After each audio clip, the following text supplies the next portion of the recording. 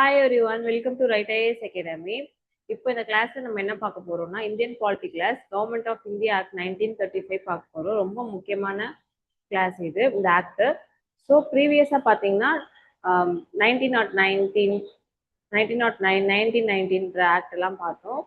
So அதோட தொடர்ச்சியாக இந்த கவர்மெண்ட் ஆஃப் இந்தியா ஆக்ட் பார்க்க போறோம். கிளாஸை கவனிங்க. கண்டிப்பாக இதுல இருந்து கொஸ்டின்ஸ் நிறைய எதிர்பார்க்கலாம். நோட் பண்ணிக்கோங்க.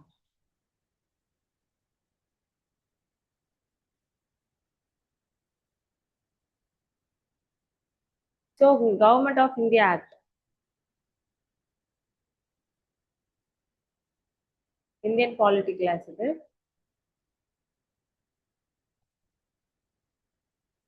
வந்து பார்ட் 10 வீடியோ. சரிங்களா? Historical background of British rule in India கிளாஸ்ல இது பார்ட் 10. ஓகேங்களா? Government of India act 1935. Tamil medium student same இதே தான்.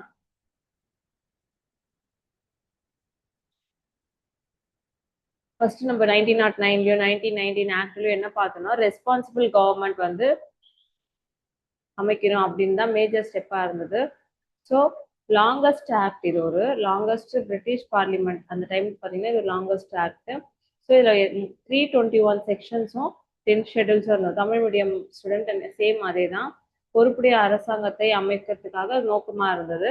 அதே பிரிட்டிஷ் நாடாளுமன்றத்தை இயற்றிய மிக நீளமான இந்த சட்டம் வந்து நம்ம கான்ஸ்டியூஷன் அமைப்பாங்களா புக்கு, அம்பேத்கர் வந்து அதுல இதுல இருக்க ஷெடியூல்ஸ் தான் அதுலயும் வந்திருக்கும். சரிங்களா? இதோட ஃபீச்சர்ஸ் எல்லாம் அதுலயும் இடம்பெற்றிருக்கும்.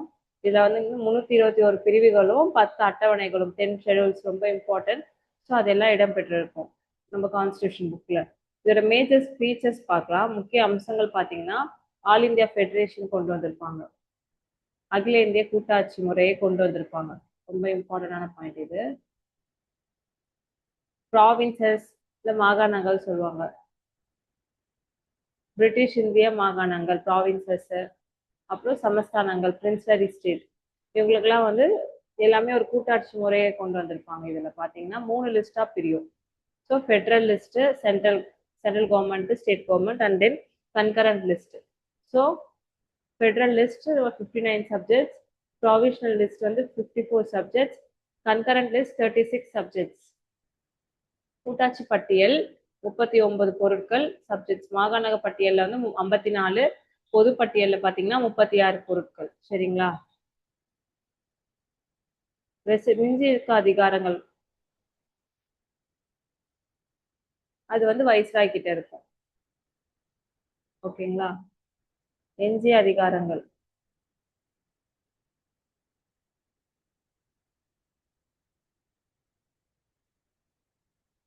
ஆனா இது நடைமுறைக்கு வரவில்லை. இதுவும் முக்கியமான பாயிண்ட். ஸோ அடுத்து பாத்தீங்கன்னா இது ரொம்ப முக்கியம்.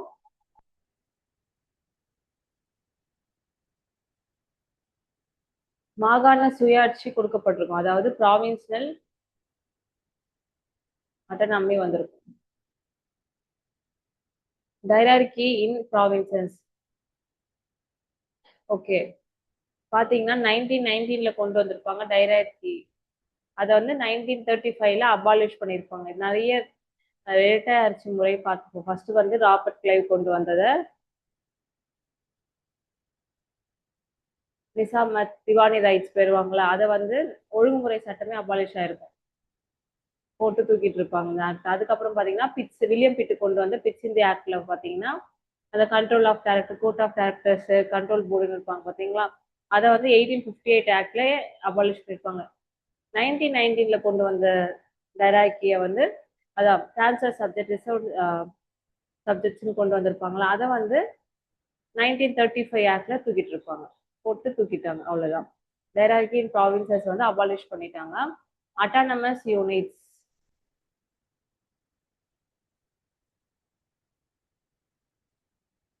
சுயாட்சி நிர்வாக அதிகாரங்களை வந்து மாற்றிட்டாங்க. சரிங்களா? மாகாணங்களை.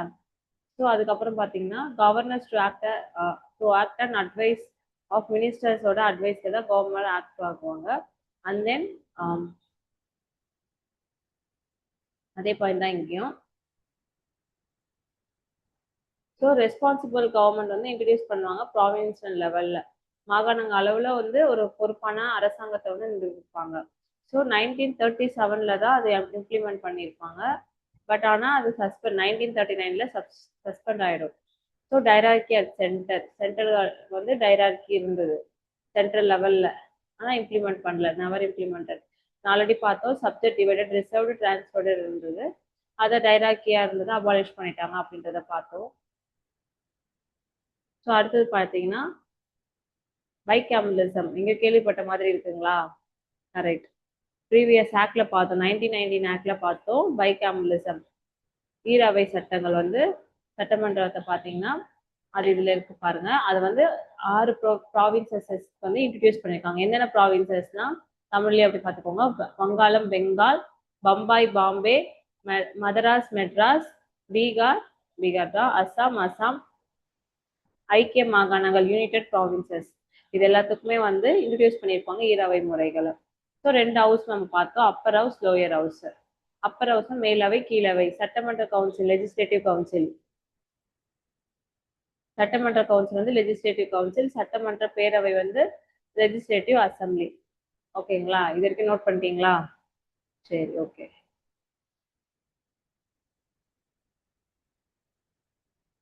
அடுத்தது பார்த்தீங்கன்னா கம்யூனல் ரெப்ரசன்டேஷன். நம்ம ப்ரீவியஸ் கிளாஸ்ல பார்த்தோம் 1990 அந்த கம்யூனல் ரெப்ரசன்டேஷன் இருந்தது. அதுக்கப்புறம் பார்த்தீங்கன்னா சைமன் கமிஷன் வந்தாங்க. அப்புறம் பூனா பேக்ட் மூலயமா அந்த தனி ரிப்ரஸ்ட் கிளாஸ்ல இருக்க தனி தேர்தல் முறையை ரத்து செஞ்சுட்டு அவங்களுக்கு வந்து ரிசர்வேஷன் கொடுத்தாங்க. காந்திஜி அண்ட் டாக்டர் அம்பேத்கர் நடுவில் நடந்த ஒப்பந்தம் தான் அந்த, அது மூலயமா தான் ரிசர்வ்டு பாலிசி வந்துச்சு, ரிசர்வேஷன் பாலிசி வந்துச்சு. So reserved seats for depressed classes, SC depressed கிளாஸஸ்க்கு வந்து ரிசர்வேஷன் சீட் வழங்கப்பட்டது. So special representation for women and labour, அதுதான் இங்கேயும் பெண்களுக்கும் தொழிலாளர்களுக்கும் ஸ்பெஷல் ரெப்ரசன்டேஷன், சிறப்பு பிரதிநிதித்துவம் வழங்கப்பட்டது. ஓகேங்களா?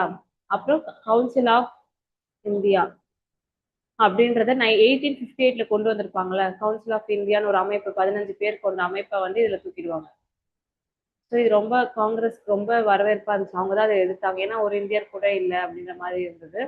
ஸோ அதனால அந்த ஆக்டை கொண்டு வந்ததை 1858 கொண்டு வந்த கவுன்சில் ஆஃப் இந்தியான்றத தூக்கிட்டாங்க.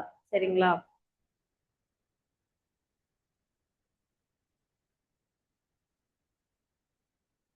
அடுத்தது ஸோ ஃபர்ஸ்ட் பார்த்தீங்கன்னா சொத்து வரி கட்டுறவங்க, ப்ராப்பர்ட்டி டேக்ஸ் அந்த படிச்சவங்க தான் ஓட் பண்ணணும் அப்படின்ற மாதிரி இருந்தது.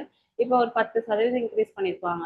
ஓட்டிங் ரைட்ஸ் வந்து எக்ஸ்டெண்ட் பண்ணிருக்காங்க. அபவுட் 14% ஆஃப் பாப்புலேஷன் வந்து பிரான்சஸ் பெற்றிருப்பாங்க, ஓட்டு போட உரிமை, வாக்குரிமையை பெற்றிருப்பாங்க. இது இன்க்ரீஸ் ஆயிருக்கு. எத்தனை பர்சன்டேஜ்னா 40% ஆஃப் பாப்புலேஷன். சுமார் 14% பேருக்கு மட்டும் வாக்களிக்கும் உரிமை வழங்கப்பட்டது. அப்போ 1935 ரொம்ப முக்கியமான விஷயம் என்னன்னா மணி பார்த்தீங்கன்னா ஆர்பிஐ வந்திருப்பாங்க, அச்சடிப்பாங்களா, மணி அச்சடிக்கிறாங்க, ஆர்பிஐ வந்து எஸ்டாப்ளிஷ் பண்ணியிருந்தாங்க. கரன்சி கண்ட்ரோலுக்கு, கிரெடிட் ரெகுலேஷன், நாணய கட்டுப்பாட்டுக்காக, கடன் மற்றும் பணவியல் ஒழுங்குமுறைக்காக கிரெடிட் ரெகுலேஷன்ஸ்லாம் கொண்டு வந்திருந்தாங்க. ஓகேங்களா? ஆர்பிஐ வந்தது 1935. பேங்கிங் படிக்கிறவங்களுக்குலாம் யூஸ்ஃபுல்லான பாயிண்ட், இது தெரிஞ்ச பாயிண்ட். ஓகேங்களா? நெக்ஸ்ட்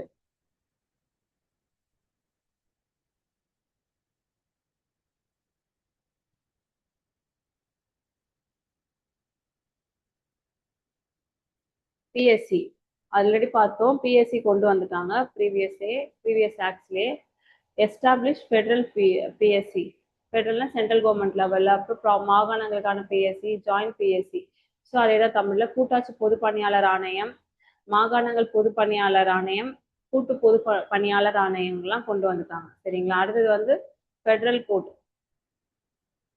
ஃபர்ஸ்ட் பார்த்தீங்கன்னா கல்கட்டால சுப்ரீம் கோர்ட் எஸ்டாப்ளிஷ் பண்ணியிருப்பாங்க, அதை மறந்துடுங்க. இப்போ ஃபெடரல் கோர்ட் வந்து நியூ டெல்லியில கொண்டு வந்திருப்பாங்க, செட்டப் பண்ணியிருப்பாங்க 1937. இதுவும் ரொம்ப இம்பார்ட்டன்டான point. 1937 first central judicial institution கொண்டு வந்திருப்பாங்க. ஓகேங்களா? அது தமிழ் மீடியம். 1937 ஆண்டு கூட்டாட்சி நீதிமன்றம் ஃபெடரல் கோர்ட் நிறுவப்பட்டது. இந்தியாவின் முதல் மத்திய நீதித்துறை அமைப்பாக இந்த ஃபர்ஸ்ட் ஃபெடரல் கோர்ட் வந்து கருதப்பட்டது. சரிங்களா? அப்புறம் செப்பரேஷன் ஆஃப் பர்மா, பர்மா மயன்மார்னு சொல்லுவாங்க, இந்தியால இருந்து தனியா பிரிஞ்சு போயிடும். ஓகேங்களா? எப்போனா 1935 ஆக்ட்ல. நெக்ஸ்ட் நியூ ப்ராவின்ஷன் கிரியேட் பண்ணிருக்காங்க. ஒரிசா சிந்துன்னு தனித்தனியா பிரிச்சு நியூ ப்ராவின்சஸ் வந்து கிரியேட் பண்ணிருப்பாங்க. அதுதான் இங்க தமிழ்லயும். பர்மா வந்து சிறப்பு பிரிக்கப்பட்டது. அடுத்தது புதிய மாகாணங்கள் ஒரிசா அண்ட் சிந்து ரெண்டு வந்துடும். So safeguards for minority, special protection for minority interest படி அவங்களுக்கு ஒரு ஸ்பெஷல் ப்ரொடெக்ஷன் கொடுத்தாங்க. சிறுபான்மையருக்கு வந்து உரிமைகள் மற்றும் நலன்களை பாதுகாக்க சிறப்பு ஏற்பாடுகள் செய்யப்பட்டிருந்தது இந்த 1935 ஆக்ட் மூலமா. சரிங்களா? ஓகே, அடுத்தது வந்து பார்க்கலாம்.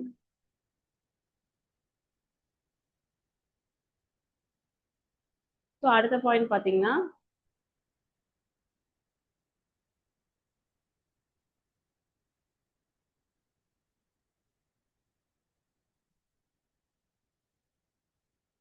அடுத்த point federal authority, railway authority வழங்கப்பட்டது. கூட்டாட்சி ரயில்வே ஆணையம் எப்போனா 1935 government of India act of 1935ல கிரியேட் பண்ணாங்க.